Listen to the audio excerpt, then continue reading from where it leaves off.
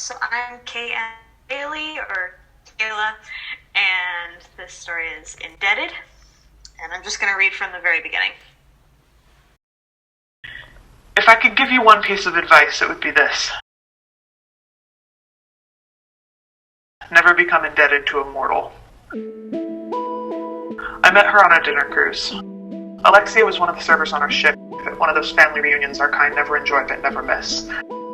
Back when we foolishly held them out on the San Francisco Bay. She wore her makeup thick and her smile thin, her hair long and her skirt short. Her laughter loud and her words soft. I couldn't keep my photoreceptors off of her. She was so enthusiastic and easygoing that now I marvel I ever mistook her for a Matan. I was comfortable enough with her that she assumed I was a human. Maybe we wouldn't have spent the evening at each other's sides if we had known. Maybe we still would have. Some humans can always tell the difference between human and Matan, but they tend to be the unpleasant sort. We stood arm in arm up on the top deck, looking out over the waves of the blurring skyscrapers lining the smoggy horizon. "You want to get out of here?" she asked me.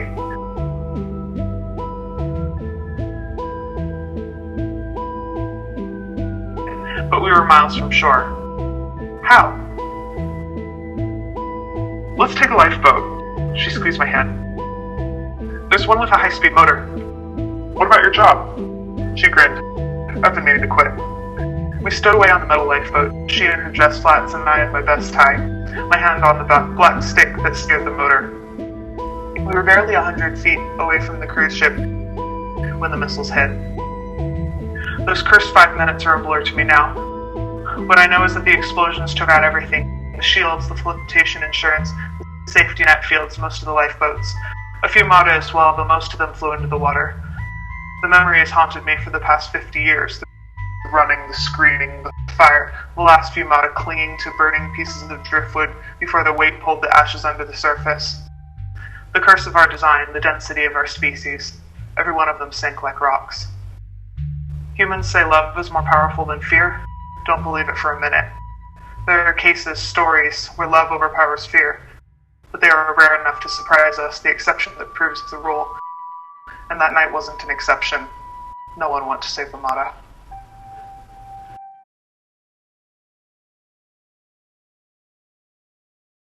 So the biggest thing about developing Noah was developing the Mata species itself, which is a species I've written a few different stories about. I really like writing robots that are a little bit more like Isaac Asimov wrote. So good robots with just very programmed psychology. There's a lot of interesting things you can do with that psychology. So developing Noah, a lot of it was just understanding the history and the culture of that robot species, which they actually consider the word robot to be derogatory, so we call them Mata. So developing that whole history, understanding their culture, understanding where they came from, this debt system that they have with each other to interact with each other, and how they interact with humans.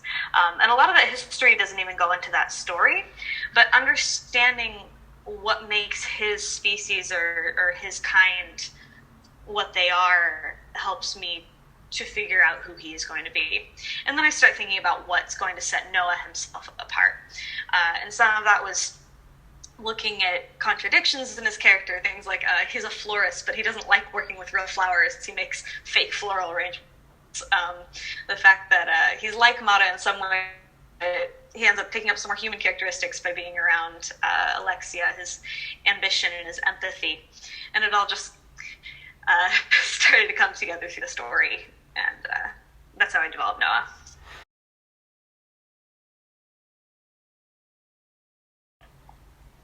So Alexia started out very normal, just sort of a very ordinary girl on the surface, but that makes her fun to work with because that means that the things that make her unique are things that are more hidden.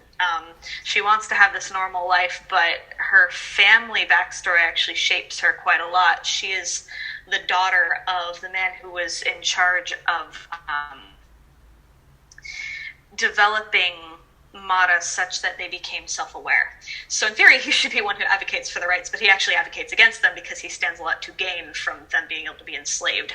But she herself, despite having grown up around that mindset, she takes a very different approach. And at first it's just because she's got a little bit of a rebellious streak, but over time there's a lot more growth for her. She gets close to Noah. She gets to understand who he is, and that he is very much self-aware, very much conscious, just like she is, which made her development arc very fun.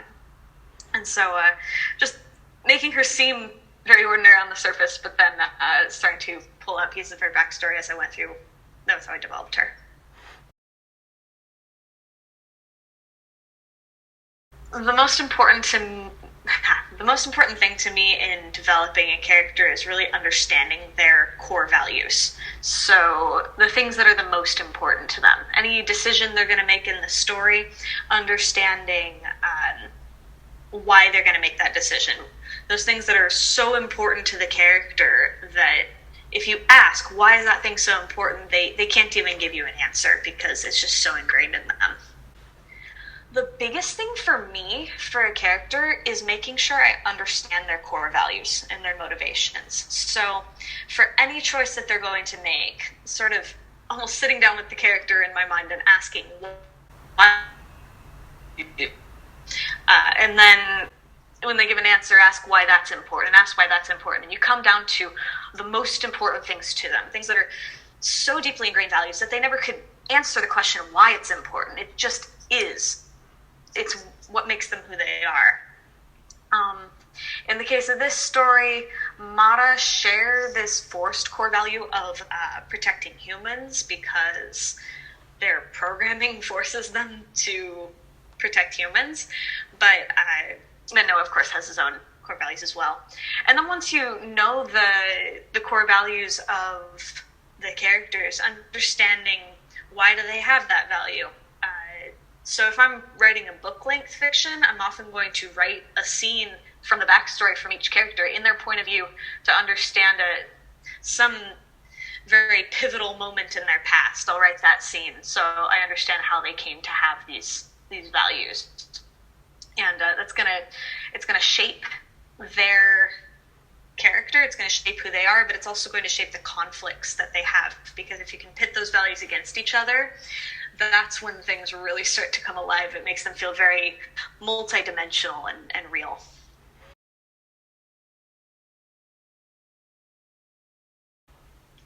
So a character I really enjoyed was Bean from Ender's Shadow by Orson Scott Card. And he's a child character. He's 4 years old at the start of the story, but he's a prodigy, incredibly clever. But he lives in this survival mode so that you don't see a whole lot in the way of his values. He's also very young, so he develops those later. But for the most part, he just wants to survive. And the lengths he will go to ensure his own survival, the fact that he's living on the streets and is able to sort of see systems within society and manipulate them and manipulate people. And he's not exactly an admirable character, but he's very fascinating. But one of the things that made him so interesting throughout that story is that because he's in this survival mode, he's so puzzled by others' values. Very early on in the story, another character actually dies to save his life, and he spends the whole book trying to figure out how they can do that, because survival is so ingrained in him that he can't understand why anybody would give up their life for somebody else. And because of that, he has a really interesting internal journey because of this conflict in his mind. And he was very compelling to me.